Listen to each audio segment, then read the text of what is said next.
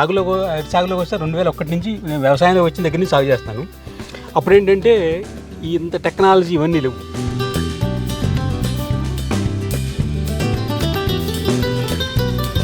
మట్టి అనేటువంటిది రాతి నేలలో కూడా పండుతుంది. అరటికి ప్రధానంగా కావాల్సింది ఏంటంటే నీళ్ల వనరు బాగా ఉండాలి ఒకటి.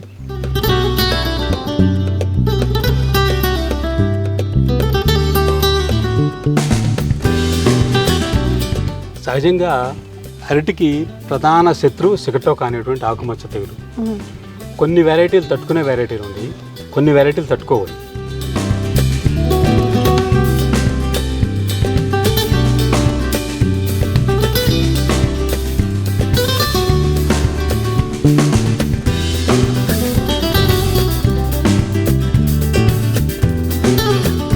నూట 180 రోజులు తర్వాత గెలవస్తుంది.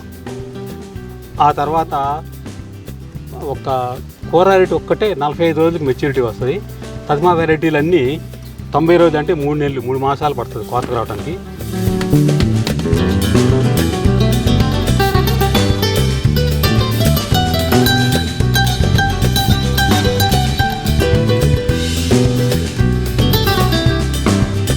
ఒక మొక్క నుంచి ఒక సంవత్సర కాలంలో ఒక పంటే తీయొచ్చు అరటికి. దాని అంతే, ఇది కానీ పసుపు కానీ ఒక పంటే వస్తుంది.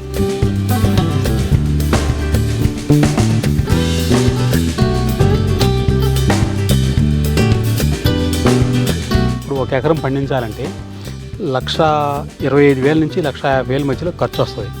అది ఏది అన్ని వాతావరణం అనుకూలంగా ఉన్నప్పుడు.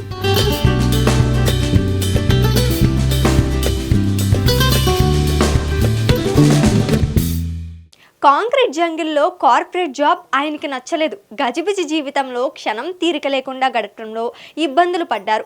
ప్రశాంతమైన వాతావరణంలో ఆరోగ్యకరమైన జీవితాన్ని గడపాలని నిర్ణయించుకున్నారు. పల్లెబాట పట్టి వ్యవసాయాన్ని చేపట్టారు. అయితే అందరిలో ఒక్కరిగా కాకుండా వైవిధ్యం వైపు అడుగులు వేశారు గుంటూరు జిల్లా మంగళగిరి మండలం నూతక్కి శివారు కొత్తపాలెం గ్రామానికి చెందిన అభ్యుదయ రైతు శివరామిరెడ్డి. ఉద్యాన పంటలపై పూర్తి అవగాహన కలిగిన ఈ సాగుదారు ఎకరంన్నర విస్తీర్ణంలో 10 రకాల అరటిని సాగు చేస్తూ లాభాలను సాధిస్తున్నారు. సాగులో మెలకువలను, ఆధునిక పద్ధతులను అవలంబిస్తూ తోటి రైతులకు ఆదర్శంగా నిలుస్తున్నారు. మరి నారు నుంచి కోత వరకు అరటి సాగులో పాటించాల్సిన మెలకువలేంటి? అరటి సాగులో ఎంతో కీలకమైన నీటి యాజమాన్యంలో తీసుకోవాల్సిన జాగ్రత్తలేంటి? మార్కెట్ సమయంలో రైతులు గుర్తించాల్సిన విషయాలేంటో రైతు శివరామిరెడ్డి అనుభవాల ద్వారా తెలుసుకుందాం పదండి. నమస్తే శివరామిరెడ్డి గారు. నమస్తే. ఎలా ఉన్నారు? బాగా ఆరోగ్యంగానే ఉన్నాను. ఫ్రూట్స్ కానీ అన్నీ సొంతంగా పండించుకోవడం, ఆకుకూరలు పండించుకోవడం, కాయగూరలు పండించుకోవడం, రసాయనిక ఎరువులు, రసాయనిక పురుగు మందులు, తెగులు మందులు ఏమి వేయకుండా చక్కగా అవి మేము స్వయంగా పండించుకొని ఉంటాం కాబట్టి ఆరోగ్యంగా ఉంటాం కూడా అట్లాగే.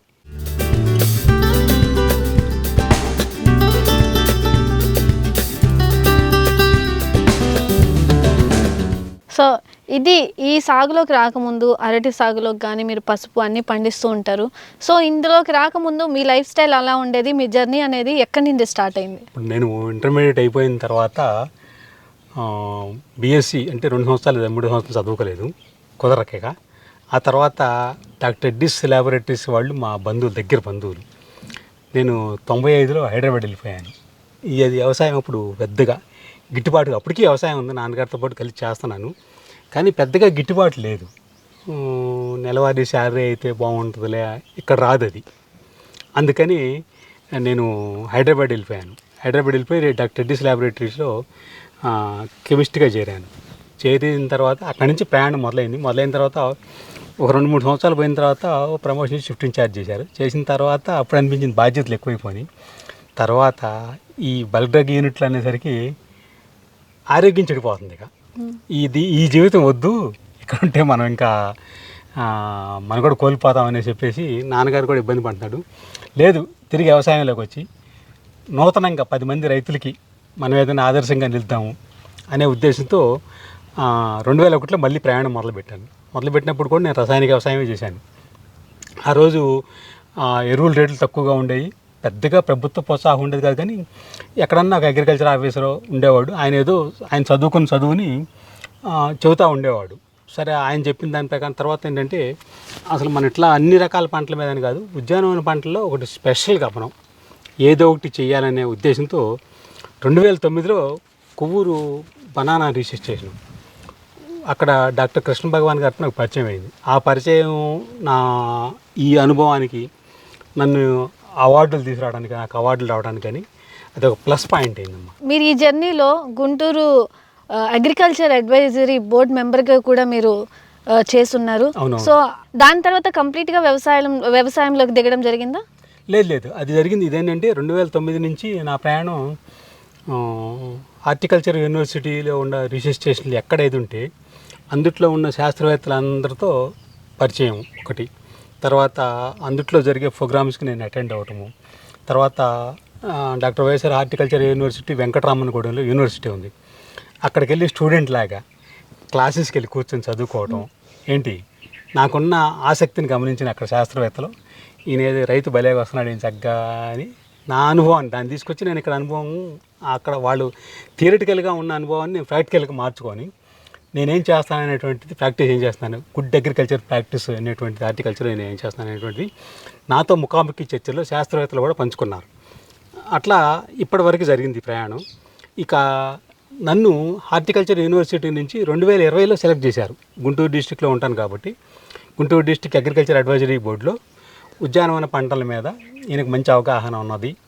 ఈయన్ని ఒక మెంబర్గా, డైరెక్టర్గా జిల్లా అడ్వైజరీ బోర్డులోకి వేశారన్నమాట. అక్కడ రికమెండేషన్తో కలెక్టర్ వేణుగోపాల్ రెడ్డి గారు, జాయింట్ కలెక్టర్ రాజకుమార్ గారు నన్ను జీవో ఒకటి రిలీజ్ చేసి నా పేరు పెట్టేసి నన్ను ఇన్వైట్ చేశారు కలెక్టరేట్కి. ఈ అరటి సాగే ఎంచుకోవడానికి రీజన్ ఏంటి? ఎన్ని సంవత్సరాల నుంచి అరటి సాగులో ఉన్నారు మీరు? అరటి సాగులోకి వస్తే 2001 నుంచి నేను వ్యవసాయంలో వచ్చిన దగ్గర నుంచి సాగు చేస్తున్నాను.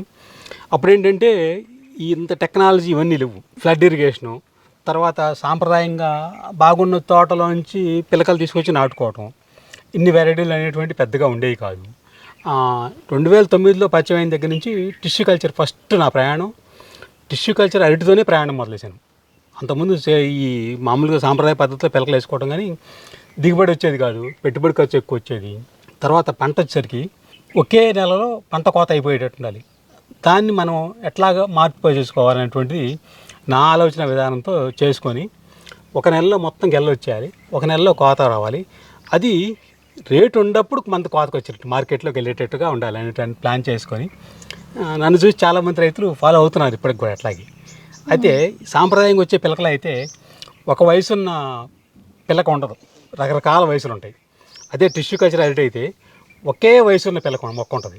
అది ఒక నెలలోనే ఎలా వస్తుంది, ఒక నెలలోనే కోత వస్తుంది. గత 15-16 సంవత్సరాల నుంచి, దగ్గర 16 సంవత్సరాల నుంచి నా ప్రయాణం అరటిలో మొదలైంది. అప్పటి నుంచి ఒక్క సంవత్సరం మాత్రం నాకు టిష్యూ కల్చర్ వేసిన తర్వాత పెట్టిన పెట్టుబడి మాత్రమే వచ్చింది. తతిమా సంవత్సరాలన్నీ కూడా తతిమా సాటి రైతులు 300కి అమ్మితే నేను 600కి అమ్మేవాడిని గల. సో ఇప్పుడు ప్రజెంట్ అరటి ఎన్ని ఎకరాల్లో సాగు చేస్తూ ఉన్నారు? అండ్ మీ దగ్గర మేము విన్నాము 10 రకాల అరటి రకాలు కూడా ఉన్నాయని చెప్పి. సో ప్రతిదానికి ఒక రకమైన స్పెషాలిటీ ఉంది అని కూడా విన్నాము. సో ఇది ఎన్ని ఎకరాల్లో సాధ్యమవుతుంది? ఎన్ని ఎకరాల్లో మీరు ఇది చేస్తూ ఉన్నారు? 4 ఎకరాలు అరటి ఉండేది. తర్వాత ఏంటంటే ఇక్కడ మనం మొక్కలు వేయటం, ఈ పని చేయటం వరకే ఒక ఎత్తు అయితే, తర్వాత ఏప్రిల్ మే నెలలో వచ్చే గాలుని తట్టుకోవటం కోసం మనం వెదురు బొంగు వేయటం ఒక ఎత్తు అవుతుంది. అది కూలీలు దొరక్క చాలా నష్టపోతున్నారు రైతులు. అందుకని ఆ నష్టపోవటం ఎందుకు అనేటువంటి ఉద్దేశంతో నా వరకు నేను ఇప్పుడు కూలీలను పెట్టకుండా సొంతంగా అంతకుముందు చేసేవాడిని మొత్తం. ఇప్పుడు కూడా ఒక 1.5 ఎకరం వరకే చేస్తున్నాను అనమాట. ఈ వెరైటీలను దీంట్లో వేసుకొని కూలీలు కొరతను అధిగమించలేకపోతున్నాం. పీకేసి అక్కడే పడేసి ఉన్నాయి బొంగులు. అవి మళ్ళీ మోయటాన్ని నేను మొయ్యలేను, తీసి వాడిని ఒకసారి పోగు పెట్టాలి, మనుషులు రావట్లా. అది దానివల్ల నేను పంట తగ్గించాను అనమాట. వ్యవసాయం చేయటం ఎకరాలు తగ్గించాను. సో ఇలాంటి అరటి సాగుకి ఎటువంటి మట్టి నేలని తీసుకుంటారు? ఎటువంటి మట్టి నేల ఉండాలి? అండ్ వాతావరణం అనేది ఎలా ఉండాలి? దీనికి ఎలా అనుకూలిస్తే మంచిది అంటారు? మట్టి అనేటువంటిది ఇప్పుడు రాతి నేలలో కూడా పండుతుంది. అరటికి ప్రధానంగా కావాల్సింది ఏంటంటే నీళ్ల వనరు బాగా ఉండాలి ఒకటి. తర్వాత సేంద్రీయ కర్బనం మనం ఇవ్వగలిగితే ఇంకా మంచిది. పశువుల ఎరువు లాంటిది ఇస్తే ఇంకా బాగా వస్తుంది దిగుబడి, మంచి దిగుబడి. కాయ నాణ్యత ఉంటుంది, మొక్క ఆరోగ్యంగా ఉంటుంది. తర్వాత ఇంకొకటి ఏంటంటే అదివరకు ఇప్పుడు 2006లో ఈ డ్రిప్ ఇరిగేషన్ పెట్టాను నేను. డ్రిప్ ఇరిగేషన్ మీద అరటి పంటలో ఊహించని ఫలితాలు తీయచ్చు మనం. అసలు శాస్త్రవేత్తలు కూడా ఊహించలేనంటి అంత మంచి ఫలితాలు సాధించవచ్చు. ఫ్లడ్ ఇరిగేషన్ అంటే నీళ్ళ కట్టుడి విధానంలో అంత దిగుబడి తీయలేం మనం, ఎందుకంటే అది రుజువైంది కూడా. నా ప్రయత్నం నేను చేసింది కూడా అట్లాగైంది, తీయలేదు. ఎందుకంటే ఇదే చక్కరికి వెళ్ళి మామూలుగా సాంప్రదాయంగా వేసుకునే పిలకలో నీళ్ళ కట్టుడి విధానంలో అయితే 5-6 హస్తాలే వచ్చాయి సాంప్రదాయ పిలక. అదే సాంప్రదాయ పిలకని తీసుకొచ్చి ఇప్పుడు ఇక్కడ ఈ నెలలోనే వేసి డ్రిప్ ఇరిగేషన్లో అయితే 7-8 హస్తాలు కూడా వస్తాయి. దానితో ఏంటంటే కొత్త టెక్నాలజీ వచ్చింది కాబట్టి టిష్యూ కల్చర్ పిలక నుంచి తీసేది. తర్వాత ఏంటంటే దాని తర్వాత కొత్త ప్రోటోకాలు మేల్ ఫ్లేవర్ నుంచి మొక్కలను అభివృద్ధి చేయడం. ఇప్పుడు నా తోటలో ఇవన్నీ మేల్ ఫ్లేవర్ నుంచి అభివృద్ధి చేసింది. అంటే పర్ఫెక్ట్గా తల్లి చెట్టులో ఏది ఉందో అది పర్ఫెక్ట్గా ఈ మొక్కలకు ట్రాన్స్ఫర్ అవుతుంది. అదే దిగుబడి ఇస్తాయి. దిగుబడిలో ఎక్కడ తగ్గుదల ఉండదు అసలు. అది నేను గమనించింది, అది ఈ పంటలో. ఓకే, ఏ నేల అయినా పర్లేదు. ఓకే. సో భూమిని సిద్ధం చేసే పద్ధతి కూడా మీరు డ్రిప్ ఇరిగేషన్ ద్వారా చేసేస్తారా? భూమి సిద్ధం చేయడం అంటే ట్రాక్టర్తో తోలుకోవటము, తర్వాత మొక్కలు పెట్టుకోవటం. ఓకే, 2 మీటర్లు 2 మీటర్లు 2.5 మీటర్ 2 మీటర్లు అది ఆ మొక్క సైజుని బట్టి, పెరిగే సైజుని బట్టి ఎడం పెట్టుకోవటం.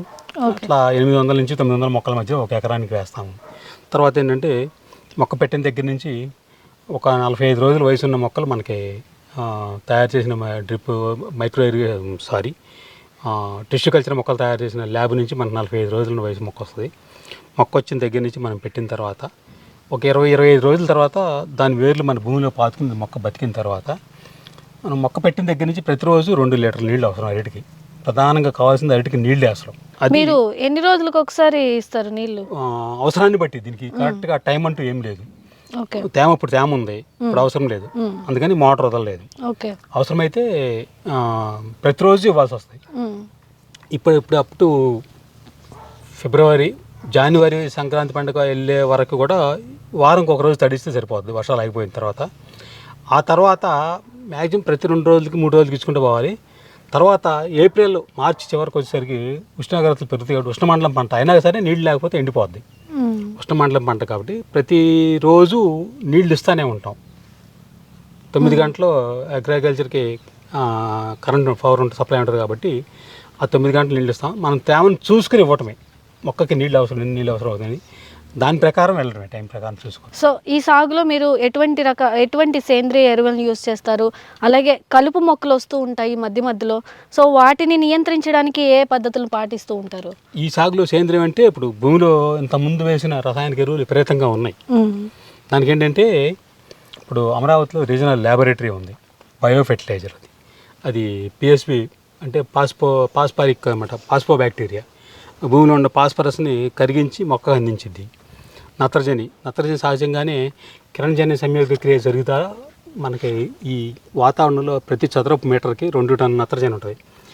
కిరణజన్య సంయోగ క్రియ జరిగి పగలన్నసేపు ఇది నత్రజని తయారు చేసుకుని దాచుకుంటుంది.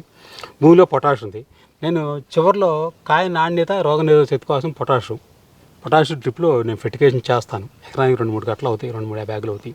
మంచి క్వాలిటీ ఫిల్టర్ చేసిన కలుపు నియంత్రణకి మనుషులు పెట్టి తీయించుకోవడం అది ఖర్చు ఎక్కువ అవుతుంది అనుకుంటే నాకు పవర్ వేడర్ ఉంది, అది పెట్టి ఇది మొత్తం అంటే దీంట్లో ఈ పసుపు ఉన్నదని ఆగాను. లేకపోతే పవర్ వేడర్ పెట్టేసి ఆ పచ్చగా ఉన్నదాన్ని మొత్తాన్ని భూమిలో కలిపేస్తాను. అక్కడ ఏమవుతుందంటే సేంద్రీకరణం భూమిలో పెరిగిద్ది. ఏదైనా సరే భూమి మీద వచ్చింది వేస్ట్ ఏదైనా సరే మళ్ళీ భూమిలో కలిపితే అక్కడ భూమిలో సేంద్రీకరణం పెరుగుతుంది. సో ప్రధానంగా అరటి సాగులో ఎక్కువ ఎటువంటి తెగుళ్ళు వస్తూ ఉంటాయి? మీరు 10 రకాల మొక్కలు ఉన్నాయని చెప్తున్నారు. సో ఒక్కొక్క దానికి ఒక్కొక్కటి వచ్చే అవకాశం ఏమైనా ఉందా, లేదా అన్నిటికీ ఒకే రకమైన తెగుళ్ళు వస్తూ ఉంటుందా? వాటి కోసం ఎటువంటి జాగ్రత్తలు తీసుకుంటారు, ఎలా నియంత్రిస్తారు? సహజంగా అరటికి ప్రధాన శత్రువు సిగటోకా అనేటువంటి ఆకుమచ్చ తెగులు. కొన్ని వెరైటీలు తట్టుకునే వెరైటీలు ఉన్నాయి, కొన్ని వెరైటీలు తట్టుకోలేవు. దానికి ఏంటంటే అంతర పంటగా ఇంతకుముందు దాంట్లో వేసాను అన్నమాట నేను. అంటే దీంట్లో కూడా ఉన్నది మామూలుగా. ఇప్పుడు ఆ ఆకుమచ్చ తెగులు తట్టుకునేది బొంబాయి పెండలం అని ఉంటుంది, దాంట్లో ఉంది. తర్వాత ఈ పసుపు ఒకటి, ఇవి వేస్తే మధ్యలో లాస్ట్ ఇయర్ మొదలు పెట్టాను. అది వేస్తే ఏంటంటే లాస్ట్ ఇయర్ దీంట్లో సిగటోకా రాలా, వాస్తవంగా చక్కెరకేళి ఎక్కువ వస్తుంది, రాలేదు. అదేంటంటే కింద నది నీడ నది ఉంటుంది. తర్వాత ఇంకోటి ఏంటంటే ఆ బొంబాయి పెండలంకి పాక్షికంగా నీడ కావాలి. ఆ నీడ ఉంటే ఆ ఆకులకి రాదు. అదే వీటికి ఉపయోగపడింది. నేను చేసిన ప్రయత్నంలో సక్సెస్ అయ్యాను. శాస్త్రవేత్తలు కూడా అదే చూసి అభినందించారు కూడా, ఇట్లా చేయొచ్చు అని. ఓకే. సో అరటి సాగులో నాటిన తర్వాత ఎన్ని రోజులకి కాయలు వస్తుంటాయి, ఎన్ని రోజులకి మీరు కాయలు కోస్తారు, అలాగే ఒక చెట్టుకి ఎన్ని బంచులు మీరు సెలెక్ట్ చేస్తూ ఉంటారు, ఎన్ని బంచులు వస్తూ ఉంటాయి? మనకి వచ్చినప్పుడు మొక్క ట్రాన్స్ఫర్ అయిన దాని విధానాన్ని బట్టి ఉంటుంది. తర్వాత ఏంటంటే 6 నెలలు మనం మొక్క పెట్టిన దగ్గర నుంచి 180 రోజులు తర్వాత గెల వస్తుంది. ఆ తర్వాత ఒక కూర వెరైటీ ఒక్కటే 45 రోజులకు మెచ్యూరిటీ వస్తుంది. తదిమా వెరైటీలు అన్నీ 90 రోజులు, అంటే 3 నెలలు 3 మాసాలు పడుతుంది కోతకు రావడానికి. ఆ తల్లి చెట్టు నుంచి ఏదైతే పర్ఫెక్ట్గా ట్రాన్స్ఫర్ అయిందో అన్ని బంచెస్ వస్తాయి. ఓకే. మనం ఇన్నే ఉంచాలని ఏం లేదు. సహజంగా 6, 5 చక్కెరకేళి అయితే 7, 8 వస్తూ ఉంటాయి. తర్వాత కర్పూర వెరైటీ అయితే 14 వరకే వస్తాయి. కొన్ని ఇప్పుడు అమృతపాణి వెరైటీ అయితే 9, 10 వస్తాయి. గ్రాండ్ నేనైనా 14 వస్తాయి. అట్లా కావేరి కలికైనా 14 వస్తాయి. నెల్లూరు అమృతపాణి 14 వస్తాయి. సహజంగా వస్తానే ఉంటాయి. వాటిని కాత ఏంటంటే కింద ఉన్న కాయలు, కొన్ని కాయల్ని తీసేస్తాం మేము. తీసేయటం వలన పైన కాయ మంచి క్వాలిటీ వస్తుంది. ఒక మొక్క నుండి ఎన్నిసార్లు పంట తీయగలరు? ఒక మొక్క నుంచి 1 సంవత్సర కాలంలో ఒక పంటే తీయొచ్చు. అరటికి అంతే. ఇది కానీ పసుపు కానీ ఒక పంటే వస్తుంది. తర్వాత ఏంటంటే కొంచెం జాగ్రత్తగా చేస్తే 2 సంవత్సరాల్లో 3 పంటలు కూడా తీయొచ్చు. అట్లా తీసిన రైతులు ఉన్నారు. అయితే ఏంటంటే అంత దిగుబడి రావట్లేదు. తీస్తున్నారు కానీ పంట తీయటువంటి గెల తీసేటవేను తీస్తున్నారు కానీ అంత ఇది రావట్లేదు అనేటువంటిది ఆగిపోయి సంవత్సరానికి 1 పంటే తీస్తున్నారు. మేము సంవత్సరానికి 1 పంటే తీస్తాము. తర్వాత ఏంటంటే నేను ప్రతిరోజు తోటలో గమనిస్తాను కాబట్టి నా తోటలో గెల వెళ్ళిన తర్వాత ఎన్ని రోజులు ఎంత ఏంటంటే సుమారు ఒక డేట్ గుర్తుపెట్టుకొని దాని ప్రకారం 90 రోజుల్లో పంట కోసేస్తామమ్మా. తర్వాత 45 రోజుల నుంచి 70 రోజుల వరకు మ్యూరేట్ ఆఫ్ పొటాష్ నేను ఫెర్టిగేషన్ చేస్తూ ఉంటాను. అది వాడతాను. అదైతే కాయ మంచి నాణ్యంగా ఉంటుంది. మనకు ఒకవేళ మార్కెట్లో డజన్ లెక్కన కాకుండా తూకానికి అమ్మినా సరే మనకు మంచి తూకం వస్తుంది అనమాట. దానికోసం మ్యూరేట్ ఆఫ్ పొటాష్ 40 రోజుల నుంచి 70 రోజుల మధ్యలో ప్రతి 10 రోజులకు ఒకసారి నేను మ్యూరేట్ ఆఫ్ పొటాష్ ఫెర్టిగేషన్ చేస్తాను. సో పంట తీసాక అరటి సాగు అనేది పంట తీసాక వాటిని ఎలా నిల్వ చేస్తారు అండ్ ఎలా రవాణా చేస్తారు? లేదంటే లోకల్ మార్కెట్లో అమ్ముతారా, డైరెక్ట్గా ఇక్కడికి వచ్చి ఏమైనా తీసుకెళ్తూ ఉంటారా? కోత కోసిన తర్వాత నిల్వ చేయడానికి అంటూ ఏం లేదు ఈ అరటిలో. వేరే పంటలు అయితే ఉన్నది కానీ దీన్ని నిల్వ చేసేది ఏం లేదు. రైఫిలింగ్ ఛాంబర్లో పెట్టుకుంటే కొన్ని వెరైటీలే పెట్టవచ్చు. అన్ని వెరైటీలు రైఫిలింగ్ ఛాంబర్కి అనుకూలంగా ఉండవు. ఇక్కడికి మా దగ్గరికే వచ్చి వ్యాపారస్తులు కొనుక్కొని తీసుకెళ్తూ ఉంటారు. అంటే తయారైన తర్వాత రేటు మాట్లాడుకొని కోసుకుని అప్పటికప్పుడు వాళ్ళు రవాణా పెట్టుకొని వాళ్ళు తీసుకెళ్ళిపోయి వాళ్ళే మార్కెటింగ్ చేసుకుంటారు. ఇంతకుముందు నేనంటూ సొంతంగా ప్రతి రైతు మ్యాక్సిమం నాకు తెలిసి రైతులు ఎక్కువ మంది ఇట్లాగే అమ్ముతారు కానీ సొంతంగా మార్కెటింగ్ చేయలేరు. ఎందుకంటే మార్కెటింగ్ అంటే వెళ్ళి ఇంటింటికి తిరిగి వెళ్ళి అమ్మటం, లేకపోతే ఇంకో చోట తీసుకెళ్ళటం అట్లా సాధ్యం అవుతుంది. ఎందుకంటే ఇక్కడ పని చేసుకుంటూ ఉండాలి. పంట పండించుకోవడం ఒక ఎత్తు అయితే దాన్ని మార్కెటింగ్ చేయడం, వాల్యూ యాడ్ ప్రోడక్ట్ మార్కెటింగ్ చేయడం వలన అదనపు ఆదాయం వస్తుంది. కానీ అది సాధ్యం కావట్లేదు రైతులకి. ఎందుకంటే డెఫినెట్గా దళారీ అనేటువంటి వాడు ఉండాల్సిందే. రైతు పండించే పంటకి ఏ పంటకైనా సరే దళారీ ఉండాల్సిందే. అట్లా లేదంటే పూర్తిగా వచ్చినప్పుడు ఈ పంట మొత్తం నేను అమ్మాలంటే నేనుగా తీసుకుని వెళ్ళి వినియోగదారుడికి డైరెక్ట్గా ఉత్పత్తిదారుడు వినియోగదారుడి దగ్గర తీసుకెళ్ళి చేయాలంటే ఏ ఒక్క రైతుకి సాధ్యం కాదు. అయితే కొన్ని ఈ ఎఫ్ఓపీలు ఇవి ఉన్నాయి కదా, ఫార్మర్ ఆర్గనైజేషన్, వాళ్ళ ద్వారా కొంతమంది చేస్తున్నారు. దాని కింద సభ్యులుగా ఉన్న రైతులు మంచి లాభాలు ఆశిస్తున్నారు. వాళ్ళైతే ఇక్కడికైతే ఇంకా రాలేదు. ఒకటి వచ్చింది కానీ అది వాడు మోసం చేసి వెళ్ళిపోయాడు ఎఫ్ఓపీ ఒకటి. అందుకని ఇక్కడికి ఎఫ్ఓపీ ఏది పెట్టలేవు. రైతులు సంఘటితంగా ఒక సంస్థను ఏర్పాటు చేసుకొని మార్కెటింగ్ చేసుకుందాం అనేటువంటిది లేదు ప్రస్తుతానికైతే. సో ఈ అరటి సాగులో మీకు ఎకరాకు ఎంత ఖర్చు అవుతుంది, మీకు లాభం ఎంత, అంటే ఎంత ఎక్స్పెక్ట్ చేస్తారు, ఎంత వస్తే బాగుంటుంది అని అనుకుంటూ ఉంటారు కదా, టార్గెట్ పెట్టుకొని చేస్తూ ఉంటారు కదా. సో అదనేది మీకు ఖర్చు చేసినంత లాభం వస్తుందా? వస్తాము లాభం. ఎందుకంటే ఇప్పుడు మార్కెట్లో అరటి వెళ్ళినప్పుడు పండించితే అది జాక్పాట్ లాగా ఉంటుంది. మార్కెట్లో వెళ్ళినప్పుడు మన పంట పండించడం, దాన్ని మార్కెట్కి తరలించడం, అప్పుడు మార్కెట్లో అధిక మొత్తంలో ఆదాయం వస్తుంది. తర్వాత ఇప్పుడు 1 ఎకరం పండించాలంటే 1,25,000 నుంచి 1,50,000 మధ్యలో ఖర్చు వస్తుంది. అది ఏది అన్ని వాతావరణం అనుకూలంగా ఉన్నప్పుడు నవంబరు డిసెంబర్ నెలలో సైక్లోన్స్ రాకపోయినంత వరకు రాకపోతే అది గెల వస్తుంది. ఏప్రిల్ మే నెలలో గెల్ల కోయటం, మార్కెట్కి వేయటం, మనకి అమ్ముకోవడం జరుగుతుంది. తర్వాత ఇంకొకటి దీంట్లో ఏంటంటే ఎక్కడో ఒక చోట ఒక 10 మండలాలు 15 మండలాలు కొన్ని వేల హెక్టార్లలో రైతు నష్టపోతే ఇక్కడ నిలబడ్డ రైతుకి వస్తుంది. ఎందుకంటే అది కూడా గమనిస్తున్నాం మేము మార్కెట్ని. ఎందుకంటే ఒక రైతు నష్టపోతేనే ఇంకొక రైతుకి లాభం వస్తుంది.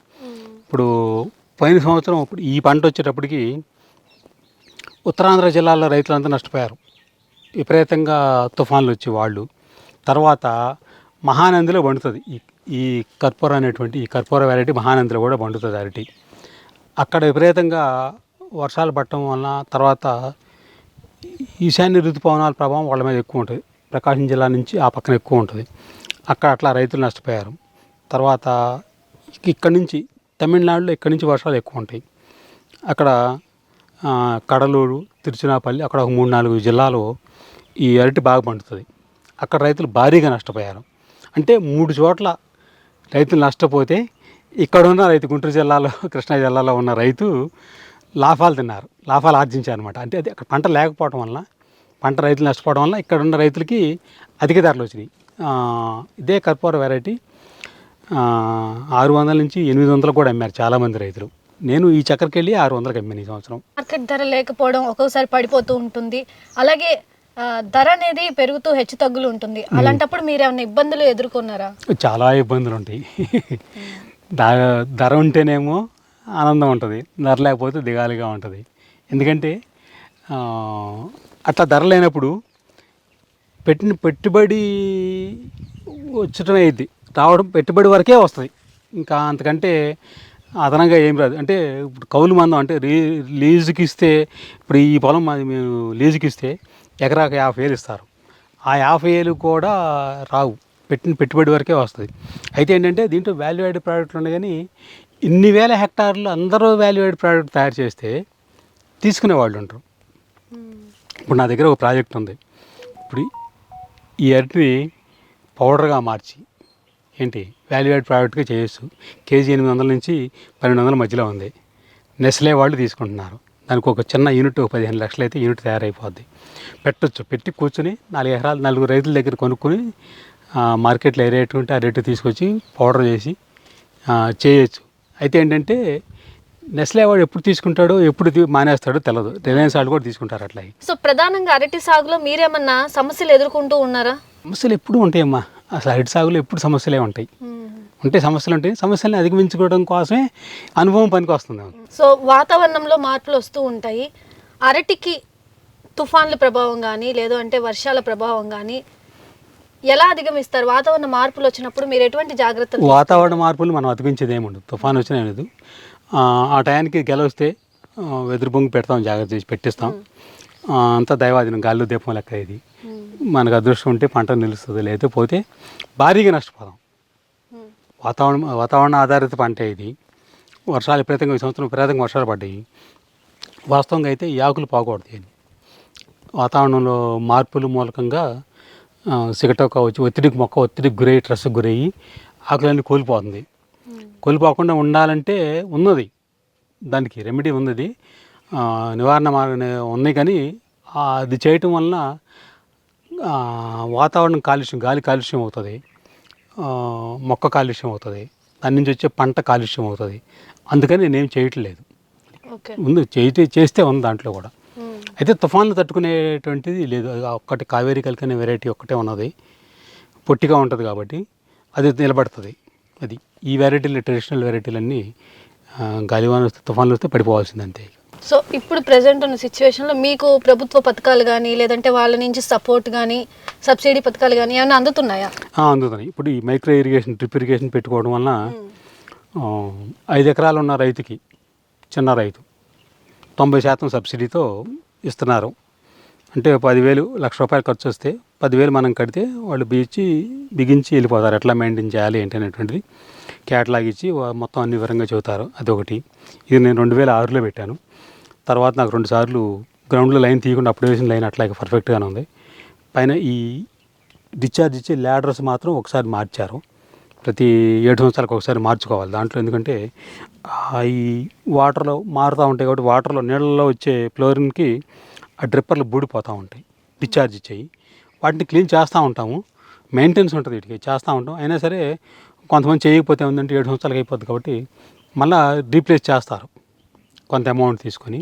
అట్లా ప్రభుత్వ పథకాలు. తర్వాత ఏంటంటే టిష్యూ కల్చర్ అరటి మొక్కలు ఎక్కడి నుంచి అయినా తెచ్చుకుని వాళ్ళు రిజిస్టర్డ్ అయ్యి ఉండాలి. ఆ ల్యాబు సెంట్రల్ హార్టికల్చర్ దాంట్లో కేంద్ర ప్రభుత్వ హార్టికల్చర్ శాఖలో రిజిస్టర్ అయ్యి ఉంటే వాళ్ళ దగ్గర నుంచి మొక్కలు మనం తీసుకుంటే వాళ్ళు బిల్లు ఇస్తారు రైతు పేర. ఆ బిల్లు ఇక్కడ స్థానికంగా ఉండే హార్టికల్చర్ ఆఫీస్ ఉద్యాన శాఖ అధికారికి కనుక pattadar passbook, Aadhaar, bank card, bank xerox ఆ బిల్లు కనుక పెడితే వాళ్ళు వచ్చి ఇన్స్పెక్షన్ చేసి ఈ రైతు మొక్కలు వేశాడు టిష్యూ కల్చర్ మొక్కల్ని జియోగ్రాఫికల్గా ఫోటో తీసుకొని హార్టికల్చర్ కమిషనరేట్కి రికమెండ్ చేస్తారు ఈ రైతుకి సబ్సిడీ శాంక్షన్ చేయండి. అప్పుడు 1 హెక్టార్కి 46,000 ఇస్తుంది ప్రభుత్వం. దీంట్లో సెంట్రల్ గవర్నమెంట్ పాత్ర 60% ఉంటుంది, స్టేట్ గవర్నమెంట్ పాత్ర 40% ఉంటుంది. అయితే అది మన మొదటి పంట చేతికి వచ్చేటప్పుడు ఎప్పుడు గవర్నమెంట్ ఆఫీసులు అంటే ఇక అట్లాగే ఉంటాయి. అన్నీ ఎప్పుడుకో వేస్తారు. ఇక ఇప్పుడు లాస్ట్ ఇయర్ పెడితే లాస్ట్ ఇయర్ మొక్కకి ఇప్పుడు ఈ రెండో పంటకి ఇప్పుడు మొన్న 3 రోజుల నాడు ఒక 8-9 వేలు వేసారు దీనికల్లా ముందు. ఇంకా వాటికల్లా వేయాలి. వాటికల్లా బిల్లులు పెట్టమన్నారు, పెట్టేశాం. అది ప్రభుత్వం నుంచి అయితే అదే ఇంతకుముందు సెంట్రల్ గవర్నమెంట్ కూడా కొన్ని వీటికి తీసేసింది. తర్వాత పోయిన సంవత్సరం నుంచి మళ్ళీ మధ్య 2 సంవత్సరాలు ఇవ్వలేదు. తర్వాత ఇస్తుంది మళ్ళీ. ఇప్పుడు ప్రోత్సాహకాలు ఇస్తుంది మొక్కలు కొనుక్కొచ్చుకున్నందుకు. రైతుకి ఇన్పుట్ సబ్సిడీ ఇస్తున్నారు. ఎరువులకి వాటికి పురుగు మందుకు వాటికేమి అసలు దేనికి ఇంకా సబ్సిడీ లేదు. ఇక సో ఇప్పటి వరకు మీరు పర్యావరణ హితమైన పద్ధతుల్ని యూజ్ చేశారా లేదంటే రసాయనాలు ఏమన్నా యూజ్ లేదు చేస్తున్నారా? పర్యావరణానికి హితంగానే. పర్యావరణానికి ఆన్ చేస్తే మనిషి మనుగడ కోల్పోతాడు. ఇది నేను మా రైతు సోదరులు కూడా చాలామంది రైతులు ఎక్కువ మంది అంటే కౌలు రైతు టెనెంట్ ఫార్మర్సే విపరీతంగా రసాయనిక ఎరువులు విపరీతంగా వాడుతున్నారు. మేమైతే అప్పుడు ఏ పద్ధతిలో ఎకరాకి 2 బ్యాగులు 3 బ్యాగులు వేసుకుంటా పశువుల ఎరువుతో ఎట్లయితే మా తాతగారు మా తండ్రి గారు చేసిన వ్యవసాయ పద్ధతులు, మా పెద్దవాళ్ళు చేసిన వ్యవసాయ పద్ధతులని పాటించుకుంటూ వస్తున్నాను ఇప్పటికి కూడా. నా భూమికి నేనైతే ఇంతవరకే హాని చేయలేదు, భవిష్యత్తులో కూడా చేయను. అంటే ఒకవేళ నా చేయి దాటిపోయిన తర్వాత అయితే ఇక మనం చేయలేము. ఇప్పటికైతే మా ఊళ్ళో ప్రకృతి వ్యవసాయం చేసే రైతులు ఒక 7-8 మంది రైతులు ఉన్నారు. ఇట్లాగే సేంద్రియ వ్యవసాయం ఇట్లా కొంచెం చివరికి ఏదో పొటాష్ ఏదన్నా వాడి ఇట్లా వాడేవాళ్ళే ఎక్కువ మంది ఉన్నారు. ఆల్మోస్ట్ 90% ఇట్లా ఉన్నారు. టెనెంట్ ఫార్మర్స్ లేరులే పెద్దగా.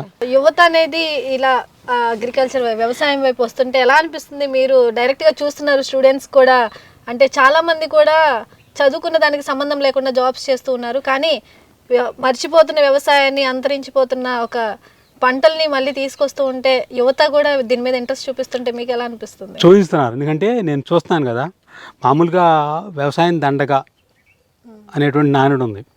ఈ రంగంలో నుంచి బయటపడలేరు ఏంటి. మా తర్వాత చేసేవాళ్ళు ఎవరు లేరు. సరే స్టూడెంట్స్ వచ్చి నేర్చుకుంటున్నారు, అది మాత్రం చాలా సంతోషంగా ఉంది. మనకు తెలిసిన దాన్ని ఇప్పుడు చదువుకున్న వాళ్ళు అక్కడ కాలేజీలో కూర్చొని క్లాస్ రూమ్లో కూర్చుని ప్రొఫెసర్లు చెప్పేది, ఫ్యాకల్టీ చెప్పేది థియరిటికల్గా పుస్తకాల మీద ఉంటుంది. కానీ ప్రాక్టికల్గా ఇక్కడ ఏం జరుగుతుందా అటు సిగటోక ఏదో గూగుల్లో సెర్చ్ చేసి సిగటోక ఐటీ సిగటోక అంటే ఏదో ఎండిపోయిన ఆకోడు కనపడుతుంది. కానీ ఇక్కడ ప్రాక్టికల్గా చూపిస్తాం మేము ఇది ఎందుకు వచ్చింది, దీనికి నివారణకు మార్గాలు ఏంటి అనేటువంటి అవన్నీ ప్రత్యక్షంగా చెబుతాం. స్టూడెంట్స్ ఇక్కడే పనిచేస్తూ ఉంటారు.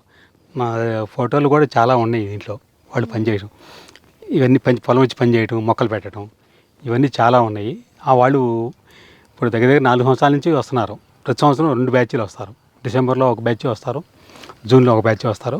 వాళ్ళందరూ చక్కగా నేర్చుకుంటున్నారు. యూనివర్సిటీ వాళ్ళు కూడా అప్రిషియేట్ చేస్తున్నారు. మీరు భలే చెబుతున్నారు, మేము చెప్పలేనిది మా స్టూడెంట్స్కి. మీ ఊర్లో రైతులు ఇక్కడ 9 మంది హోస్ట్ ఫార్మర్లు ఉన్నారు. వాళ్ళకి ఒక్కొక్క ఫార్మర్కి ఒక్కొక్క స్టూడెంట్ ఇస్తే ఏ ఫార్మర్ ఏ విధంగా ప్రాక్టీస్ చేస్తున్నాడు, agriculture practice, good agriculture practice ఎట్లా చేస్తున్నాడు అనేటువంటి మొత్తం వివరంగా 90 రోజులు వాళ్ళు చక్కగా నేర్చుకుంటున్నారు. సో ఈ రోజు చాలా చక్కగా వివరించారు అరటి సాగులో ఎలాంటి మెలకువలు ఉండాలి, ఎలాంటి సాగు చేస్తే మంచిది, ఎలాంటి రకాలు వేస్తే మంచిది. ఆంధ్రప్రదేశ్లో ఇలాంటి ఒక 10 రకాల పంటలను పరిచయం చేస్తూ ఆయన ముందుకు వెళ్తున్నారు. సో యువత కూడా అగ్రికల్చర్ వైపున పయనిస్తూ ఉంది, అగ్రికల్చర్ వైపు ప్రయాణించాలని కూడా ఆయన కూడా అనేక మంది స్టూడెంట్స్ కూడా చాలా మంచిగా గైడ్ చేస్తున్నారు. సో చాలా చక్కగా వివరించారు. ఏ పంట వేసామన్నది కాదు, దానిని ఎలా పండించాం, ఎప్పుడు పండించాం అన్నది ముఖ్యమని ఈ రైతు అనుభవాల ద్వారా తెలుస్తోంది. మార్కెట్ డిమాండ్కు అనుగుణంగా పంట సాగు చేయగలిగితే రైతే రాజవుతాడని రైతు రామిరెడ్డి చెప్తున్నారు. ఇది వాల్టి పాడి పంటలు కార్యక్రమం. ఇలాంటి మరిన్ని ఆసక్తికరమైన కథనాలతో రైతుల విజయగాథల కోసం చూస్తూనే ఉండండి మెగా 9 టీవీ.